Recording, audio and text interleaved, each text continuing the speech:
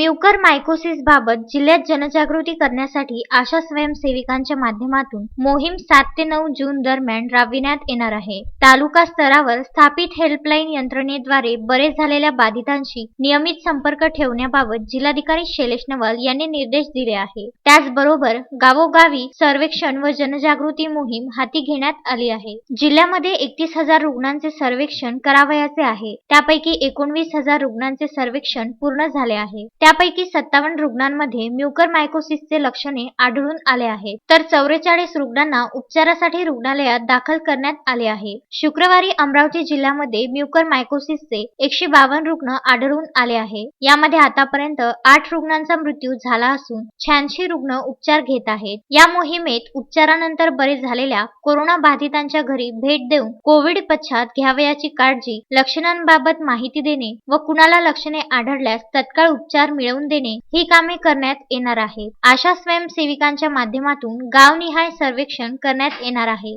या कामासाठी आशा स्वयंसेविकांना 150 रुपये प्रतिदिवस प्रोत्साहन भत्ताही देण्यात येणार आहे. तसेच आदेश सर्व तालुका आरोग्य अधिकाऱ्यांना देण्यात आले आहेत, अशी माहिती डॉ. रणमले यांनी दिली आहे. Vidarbha news bureau, Amravati.